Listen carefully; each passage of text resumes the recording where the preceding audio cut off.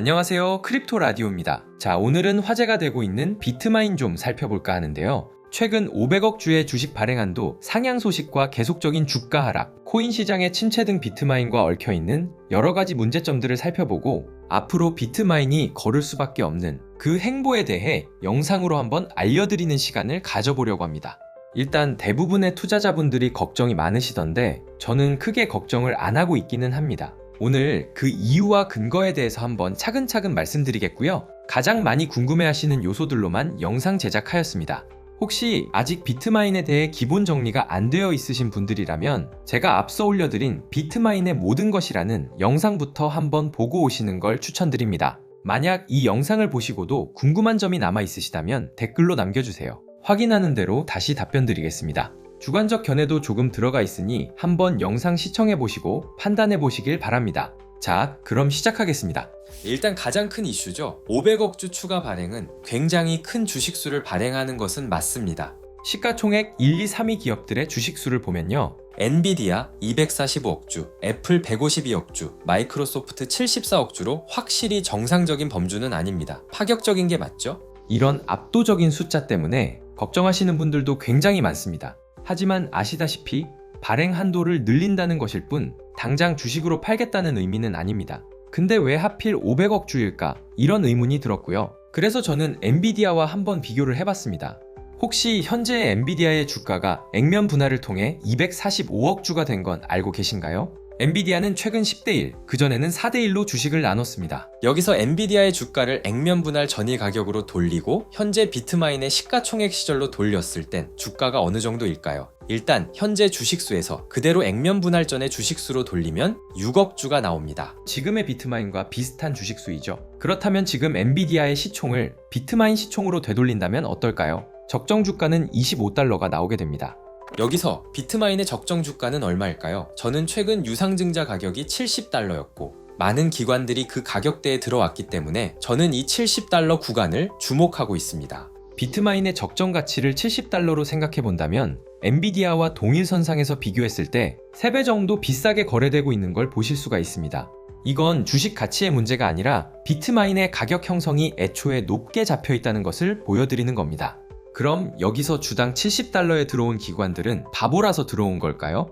아니라는 겁니다. 기본적으로 기관들의 목표 주가는 2배에서 3배가 기본입니다. 자, 그럼 여기서 단순하게 현재 이더의 가치를 고정시키고 비트마인의 적정 주가가 70달러라고 가정해 보겠습니다. 그리고 비트마인이 추가 유상증자를 통해 이더리움 보유량을 3배 정도 늘렸다고 가정해보죠. 그럼 가치도 3배가 올라 210달러가 됐다고 생각해볼 수 있습니다. 벌써부터 부담이 되는 액면 가격입니다. 그럼 현재 발행한 주식수는 지금의 정확히 3배, 15억 개 정도 될 것이고 엔비디아처럼 액면 분할을 한다고 치면 210억 개, 그리고 엔비디아보다 적정 가격이 3배 정도 비쌌으니까 비슷하게 맞춘다고 보면 적어도 600억 개 정도의 주식수가 필요하다는 가정이 나옵니다. 단순하게 발행할 수 있는 모든 주식을 유증을 통해 발행을 한다면 주식 가치가 낮아질 수 있겠지만 액면 분할까지 고려한다면 그리 큰 주식수는 아니라는 게 제 생각입니다.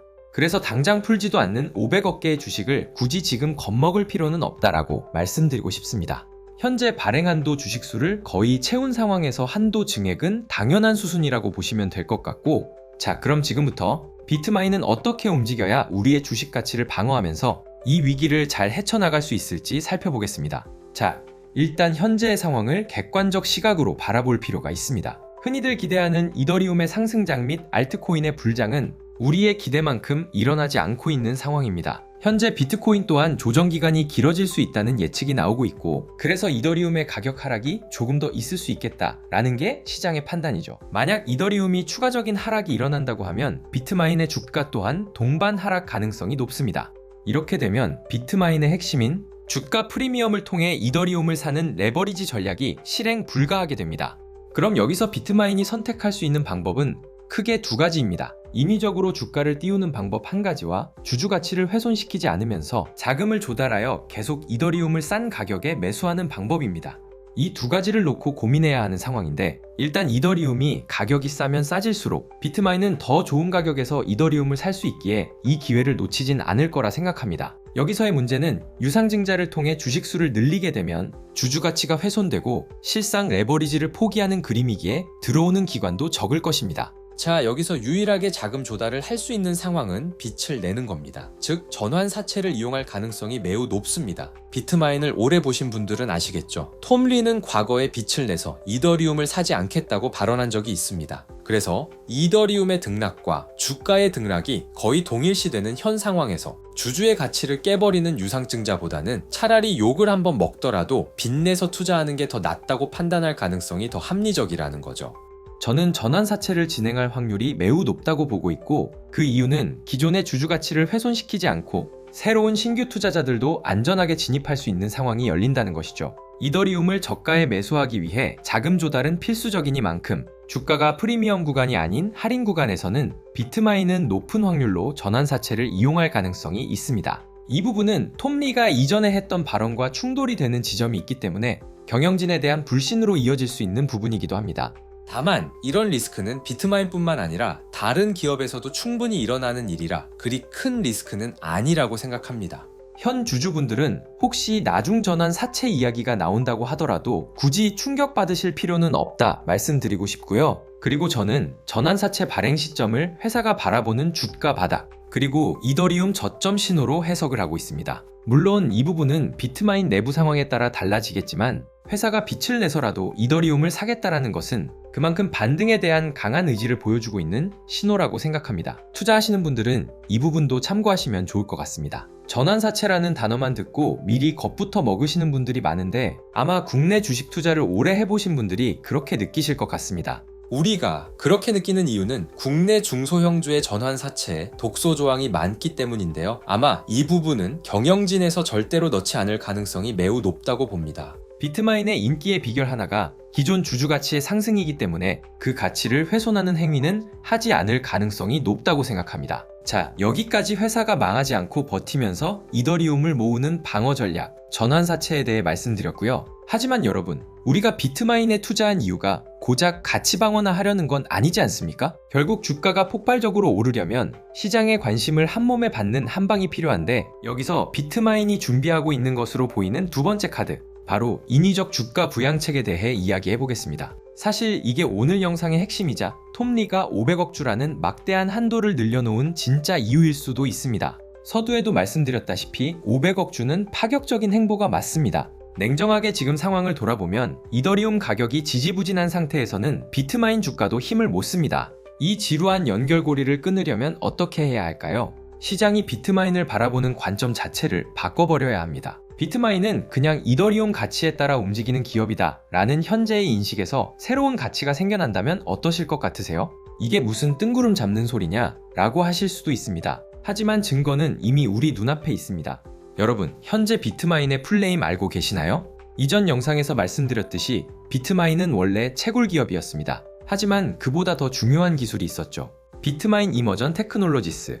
가운데 있는 이 이머전이라는 단어, 한국말로는 액친 냉각입니다. 지금 AI 시장에서 가장 화두가 되는 기술, 없어서 못 파는 기술이 바로 이 액친 냉각 기술입니다. 이 기술이 왜 중요하냐면 AI 데이터 센터의 40% 이상의 전기 소모량이 냉각에 쓰이고 있을 정도로 에너지 효율이 좋지 않기 때문이죠. 왜 굳이 회사 이름에 채굴이 아니라 냉각을 박아놨을까요? 이미 회사의 정체성을 우리는 코인도 캐지만 미래 데이터 센터의 핵심인 냉각 기술을 가진 IT 기업이다 라고 천명해 놓은 거라고 저는 생각합니다. 다른 증거는 또 있습니다. 톰 리는 최근 1년간 CNBC 방송과 펀드 스트랩 보고서를 통해 AI의 핵심은 전기이고 그 전기를 쥔 주인은 바로 채굴 기업들이다 라고 목이 터져라 강조해 왔었죠. 지금 구글이나 마이크로소프트가 돈이 없어서 AI 센터를 못 짓는 게 아닙니다. 돈을 싸들고 전력회사에 가도 전기 끌어오려면 5년 기다리세요 라는 퇴짜를 맞기 때문입니다. 그런데 채굴 기업들은 어떻습니까?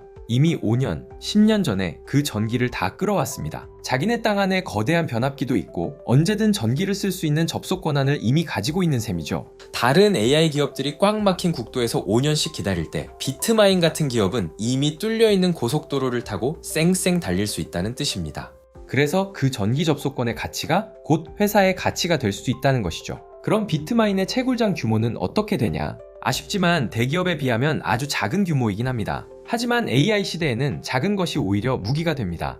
현재 AI 트렌드는 거대한 공장을 짓는 게 아니라 필요한 곳에 바로바로 설치하는 엣지 데이터 센터 트렌드로 넘어가고 있습니다. 비트마인은 이동식 컨테이너 기술을 가지고 있습니다. 남들이 건물 짓고 허가받느라 3년 걸릴 때 비트마인은 컨테이너만 실어 나르면 3개월 만에 미니 AI 센터를 구축할 수 있습니다. 이건 덩치 큰 공룡들은 흉내 낼 수 없는 비트마인만의 무기인 것이죠. 자, 이제 퍼즐을 맞춰보겠습니다. 톰 리가 왜 하필 많고 많은 기업 중에 비트마인이라는 회사에 들어왔을까요? 저는 이게 우연은 아니라고 생각합니다. 지금이야 이더리움 트레저리 기업으로 보이지만 애초에 비트마인을 선택한 것 자체가 이러한 회사의 가능성을 보고 들어온 게 아닌지 생각해 볼 필요가 있습니다. 과거 톰 리의 발언, 그리고 현재 AI 데이터 센터의 공급 부족과 구조적인 문제점을 함께 놓고 본다면 말이죠. 규모는 작지만 빚도 없고 여기에 기술력까지 겸비한 비트마인을 선택한 이유는 그건 차후 신규 사업을 위한 발판이 아니었을까 진지하게 고민해 볼 필요가 있다고 생각합니다. 그렇다면 왜 하필 지금 500억 주라는 엄청난 주식 한도가 필요했을까요? 단순히 지금 당장 주식을 팔아치우려는 목적은 아니라고 봅니다. 나중에 회사가 본격적으로 신사업을 전개하기 위한 선제 작업일 가능성이 매우 높다는 것. 이게 저의 개인적인 생각입니다. 오늘 내용을 정리해 보겠습니다. 500억 주 증액과 현재의 주가 하락, 너무 공포에 떨 필요는 없습니다. 비트마인은 아주 명확한 투트랙 로드맵을 가지고 있습니다. 지금과 같은 하락 할인 구간에서는 주주 가치를 훼손하는 유상증자 대신 전환사채를 활용해 헐값에 떨어진 이더리움을 쓸어 담고 강력한 신사업 모멘텀을 터뜨려 주가를 크게 반등시킨 뒤 프리미엄 구간에 들어서면 그때 비로소 500억 주 한도를 활용해 회사의 덩치를 수십 배로 키운다는 전략입니다. 이것이 톰 리가 그리고 있는 큰 그림이 아닐까 생각합니다. 그러니 투자자 여러분께서는 당장의 숫자나 노이즈에 흔들리기보다는 회사가 이 시나리오대로 움직이고 있는지 저와 함께 차분하게 팩트를 체크하며 지켜보시면 좋겠습니다. 여러분의 소중한 의견도 댓글로 남겨주신다면 큰 도움이 될 것 같습니다. 그래서 위기는 언제나 기회와 함께 오기 마련입니다. 오늘 영상이 여러분의 불안감을 확신으로 바꾸는데 조금이나마 도움이 되셨기를 바랍니다. 지금까지 크립토 라디오였습니다. 감사합니다.